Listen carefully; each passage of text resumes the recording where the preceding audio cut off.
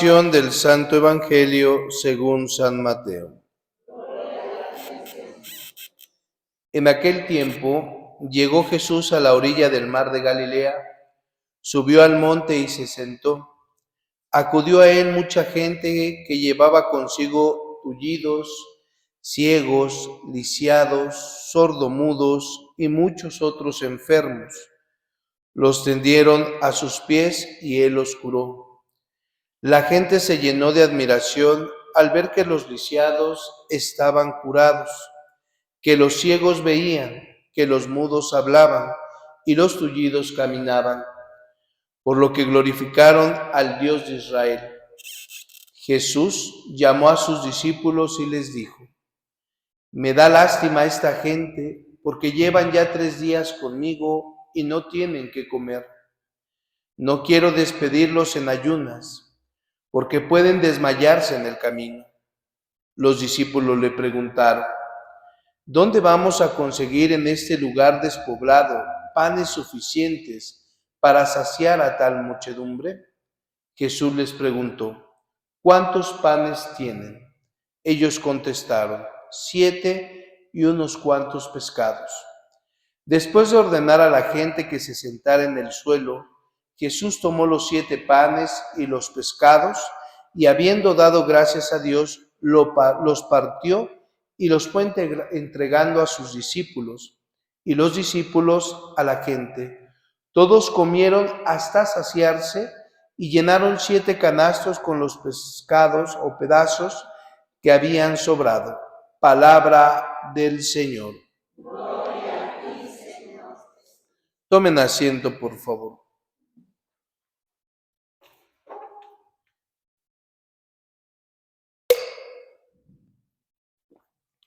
Bien, queridos hermanos, fíjense cómo en este tiempo de Adviento y en este día en especial nos muestra tanto la primera lectura del libro del profeta Isaías como el Salmo, la fidelidad de parte de Dios.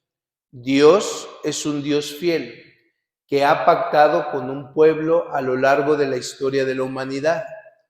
Pero este pueblo que había pactado con Dios, con el que se había hecho una alianza, se empieza a corromper y empieza de alguna manera a alejarse de Dios. Y entonces cuando se aleja de Dios, que es precisamente el pueblo de Israel, comienzan las calamidades. No porque se haya de alguna manera fuera malo, sino más bien porque alejarte de Dios te lleva al caos espiritual y humano. Entonces el profeta Isaías es un profeta de esperanza.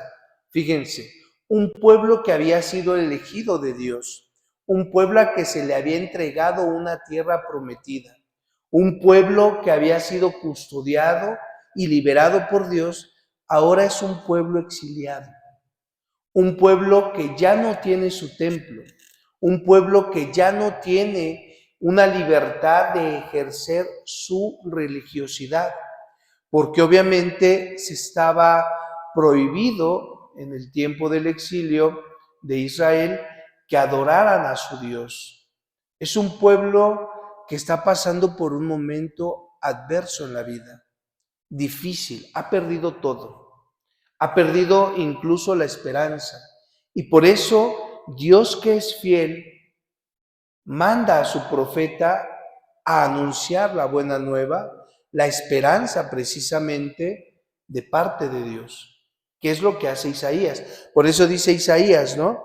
Fíjense, o sea, él precisamente va a enjuagar las lágrimas de todos ustedes y borrará de toda la tierra la afrenta, es decir, la desobediencia que tú cometiste.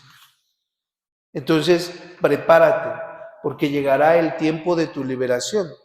Y por eso, fíjense bien, el salmista dice, es importante que tú habites en la casa del Señor toda tu vida, no por momentos, sino toda tu vida. Es decir, mantente fiel a Dios en todo momento. Si estás pasando por un momento difícil, en todo momento mantente fiel a Dios. Mantente a los pies de Dios, como dice San Mateo. Y le llevaron tullidos, y le llevaron ciegos, y le llevaron tartamudos, y le llevaron cojos, y le llevaron toda clase de enfermos. ¿Y dónde se lo pusieron? A los pies de Jesús. Es decir, mantente a los pies de Jesús, mantente unido a Jesús, mantente unido a Dios, y entonces, ¿verdad? Habitarás y no tendrás una desesperación, un sinsentido. Y dice, porque Dios es fiel a sus promesas, dice el salmista. Él mismo te va a preparar la mesa, Él es misericordioso. Y claro, lo vemos en San Mateo. Fíjense entonces cómo este Dios fiel viene a revelarse en su totalidad en Jesús. Jesús cura, Jesús escucha, Jesús observa, Jesús anima, y Jesús le dice a sus discípulos que hace partícipe de la salvación. Fíjense en el Evangelio, ¿no? Primero le llevan a todos los enfermos. Y Él los está viendo y Él los cura. Pero no se queda ahí, dice, algo les falta, su alimento. Llevan 3 días sin alimento. A ver, traigan. Y aún con la desconfianza de a los discípulos, ellos dan el paso. Es decir, en tu vida espiritual puedes tener desconfianza, puede haber dudas, claro que sí. Te ha tocado momentos en los que estás en la desesperación y dices, pues ya no sé si Dios existe, ya no sé si Dios me está queriendo o no me está queriendo, ya no sé por dónde voy, ya no le hallo sentido a la vida espiritual. Y entonces dice el Señor, ¿verdad? Mantente firme y fíjate cómo Dios, aún en este evangelio, el discípulo que tiene dudas, acepta la voluntad de Dios y dice, bueno, o sea, ¿qué vamos a hacer con tanta gente? Pero bueno, confiamos en ti. Y lo sienta, y entonces comienza un milagro verdadero. No por la multiplicación, no te quedes ahí, sino más bien precisamente porque Jesús sana tus heridas y tus necesidades básicas.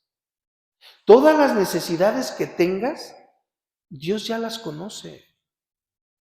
Entonces, confía en Dios porque vas a salir adelante, tarde o temprano. Fíjate, ¿no? Y luego agarra y dice, denle de comer. No les da de comer Él, ¿eh? Dice, denles ustedes de comer. O sea, te hace partícipe de su misericordia. Te dice, tú también puedes ayudar a los otros, porque el mundo tiene hambre y tiene sed de Dios y necesita de ti. Entonces, despierta. Le decía ayer a los diáconos, ¿no?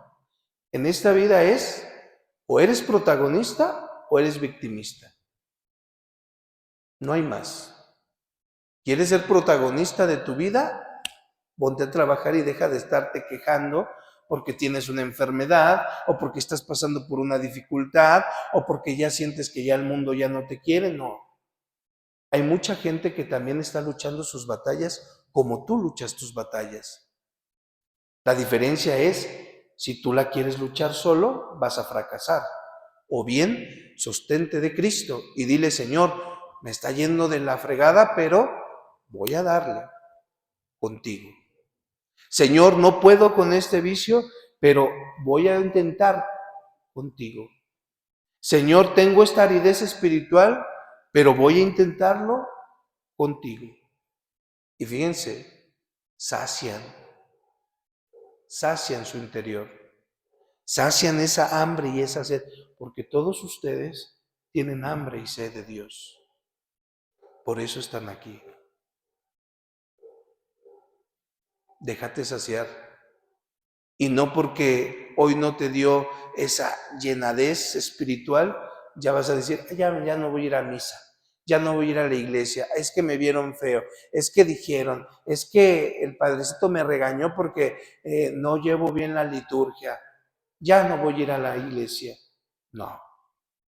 Víctimas, ¿verdad? Ahí estoy como el del TikTok, ¿verdad? Víctimas, todos, ¿verdad? Todo el mundo se quiere hacer la víctima, ¿no? Ay, es que yo, es que esto. Sé protagonista de tu vida. ¿Estás en el hoyo? Sal de él. ¿Tienes esa dificultad? Vénsela. Tienes a Cristo, ¿no? ¿Tienes la enfermedad? Hazle frente a la enfermedad. Hazle frente. ¿Por qué se enferman más? ¿Por la enfermedad o por nada más estar con sus mente? Si de por sí ya tienes la enfermedad física y con tu mente, imagínate, no, hazle frente. Fíjense, yo valoro mucho a las mamás en ese sentido. Aunque están muy enfermas, ellas activas. Y un hombre nomás enferma de gripa, ya quieren reunir a todos, ¿no? Fíjense bien, ¿eh? O sea, ¿cómo le haces frente a esa enfermedad? Tú puedes estar enfermo. Miren, yo conozco una señora que tiene tantos años con cáncer. ¿Sabes lo que es el cáncer? ¿No? Y está invadida toda ella. Y ella trapea, y ella cose, y ella anda para acá y para allá. Claro, la enfermedad va cobrando factura, pero aquí entra la enfermedad, fíjate cómo haces frente a la enfermedad. ¿Dejas que la enfermedad te lleve o le haces frente a la enfermedad? De ti depende. Tienes a Jesús. Jesús que te sana, Jesús que está, Jesús que es fiel.